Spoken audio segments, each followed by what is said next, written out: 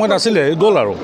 once upon a time there was a king বাছ গৌৰৱ গগৈৰ প্ৰসংগত মই নাজানো বিজেপিৰ কথা চলিব এইবিলাক গগৈ স্বৰ্গৰ কথা বাদ দিয়ক আমাৰ হিমন্ত বিশ্ব শৰ্মা নৰেন্দ্ৰ মোদী জে পি নাড্ডা দিলীপ শইকীয়া এইবিলাকে চলিব বেলেগ নচলে কাৰণ মানুহে জানেতো মানুহে কোনটো কৰিব লাগে সেই কথা জানে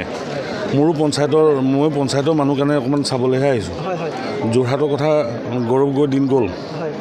কাৰণ কেলৈ পাকিস্তানৰ লগত সম্পৰ্ক থকা মানুহ পাকিস্তানৰ কি অৱস্থা হৈছে আপোনালোকে দেখিছে পাকিস্তানৰ লগত থকা মানুহ কি অৱস্থা হ'ব সেইটো জানিব লাগে সমষ্টি পুনৰ নিৰ্ধাৰণ হ'লেও মানুহখিনিতো একে আছে সমষ্টি পুনৰ নিৰ্ধাৰণ হৈছে হিমন্ত বিশ্ব শৰ্মা ডাঙৰীয়া মুখ্যমন্ত্ৰী হৈ আছে নৰেন্দ্ৰ মোদী ডাঙৰীয়া প্ৰধানমন্ত্ৰী হৈ আছে যোৰহাটৰ সভাপতি হৈছে আৰু মানুহবিলাকতো একে আছে গতিকে ভাৰতীয় জনতা পাৰ্টীৰ কোনো প্ৰশ্ন উঠিব নোৱাৰে ভাল ৰিজাল্ট হ'ব 100% মই ভাবোঁ আৰু ৰাইজেতো ভোট দিছে আজি ফলাফল ওলাব আৰু অকণমান সময় ৰক্ষা কৰিলে গম পাব বৰ আগতীয়াকৈ ক'লে ভুল হ'ব আমাৰতো সদায় আমি কৈ আছোঁ দেখোন আমি ৰাইজৰ লগত থকা মানুহ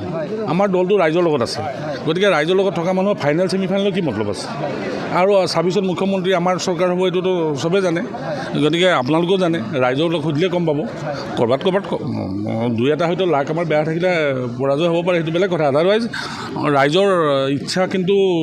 বিৰোধীক দিয়া নহয় মই যিমানটো জানো মই নাজানো গৌৰৱ গগৈৰ কথা বিজেপিৰ কথা জানো মই বিজেপিৰ কথা জানো বিজেপি ভাল হ'ব বিজেপিয়ে ৰাইজৰ লগত থাকে বিজেপি ৰাইজৰ লগত থাকিব আৰু ভৱিষ্যত দিনত বিজেপি কংগ্ৰেছ দূৰলৈ নাহে আৰু গৌৰৱ গগৈ কংগ্ৰেছৰ অংশ গতিকে তেওঁলোক কেনেকৈ আহিব গোটেই কংগ্ৰেছে যেতিয়া নাহে তো গৌৰৱ গগৈ প্ৰশ্ন কৰিব টচনচটো বাদ দিয়ক সেইটোতো শব্দটো ভালেই আৰু কিবা কিবি হ'ব লাগে মই নাছিলে গ'ল আৰু once upon a time there was a king বাছ গৌৰৱ গগৈৰ প্ৰসংগত মই নাজানো বিজেপিৰ কথা চলিব এইবিলাক গগৈ স্বৰ্গৰ কথা বাদ দিয়ক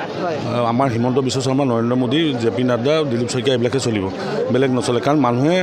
জানেতো মানুহে কোনটো কৰিব লাগে সেই কথা জানে মই পঞ্চায়তৰ মানুহ কাৰণে অকণমান চাবলৈহে আহিছোঁ যোৰহাটৰ কথা গৌৰৱ গগৈৰ দিন গ'ল কাৰণ কেলৈ পাকিস্তানৰ লগত সম্পৰ্ক থকা মানুহ পাকিস্তানৰ কি অৱস্থা হৈছে আপোনালোকে দেখিছে পাকিস্তানৰ লগত থকা মানুহৰ কি অৱস্থা হ'ব সেইটো জানিব লাগে সমষ্টি পুনৰ নিৰ্ধাৰণ হ'লেও মানুহখিনিতো একে আছে সমষ্টি পুনৰ নিৰ্ধাৰণ হৈছে হিমন্ত বিশ্ব শৰ্মা ডাঙৰীয়া মুখ্যমন্ত্ৰী হৈ আছে নৰেন্দ্ৰ মোদী ডাঙৰীয়া প্ৰধানমন্ত্ৰী হৈ আছে যোৰহাটৰ সভাপতি হৈছে আৰু মানুহবিলাকতো একে আছে গতিকে ভাৰতীয় জনতা পাৰ্টীৰ কোনো প্ৰশ্ন উঠিব নোৱাৰে ভাল ৰিজাল্ট হ'ব 100% মই ভাবোঁ আৰু ৰাইজেতো ভোট দিছে আজি ফলাফল ওলাব আৰু অকণমান সময় ৰক্ষা কৰিলে গম পাব বৰ আগতীয়াকৈ ক'লে ভুল হ'ব আমাৰতো সদায় আমি কৈ আছোঁ দেখোন আমি ৰাইজৰ লগত থকা মানুহ আমাৰ দলটো ৰাইজৰ লগত আছে গতিকে ৰাইজৰ লগত থকা মানুহৰ ফাইনেল ছেমিফাইনেলৰ কি মতলব আছে আৰু 26ত মুখ্যমন্ত্ৰী আমাৰ চৰকাৰ হ'ব এইটোতো চবেই জানে গতিকে আপোনালোকেও জানে ৰাইজৰ লগত সুধিলে গম পাব ক'ৰবাত দুই এটা হয়তো লাক আমাৰ বেয়া থাকিলে পৰাজয় হ'ব পাৰে সেইটো বেলেগ কথা আদাৰৱাইজ ৰাইজৰ ইচ্ছা কিন্তু বিৰোধীক দিয়া নহয় মই যিমানটো জানো মই নাজানো গৌৰৱ গগৈৰ কথা বিজেপিৰ কথা জানো মই বিজেপিৰ কথা জানো বিজেপি ভাল হ'ব বিজেপিয়ে ৰাইজৰ লগত থাকে বিজেপি ৰাইজৰ লগত থাকিব আৰু ভৱিষ্যত দিনত বিজেপি কংগ্ৰেছ দূৰলৈ নাহে আৰু গৌৰৱ গগৈ কংগ্ৰেছৰ অংশ গতিকে তেওঁলোক কেনেকৈ আহিব গোটেই কংগ্ৰেছে যেতিয়া নাহে তো গৌৰৱ গগৈ প্ৰশ্ন কৰিব টচনচটো বাদ দিয়ক সেইটোতো শব্দটো ভালেই আৰু কিবা কিবি হ'ব লাগে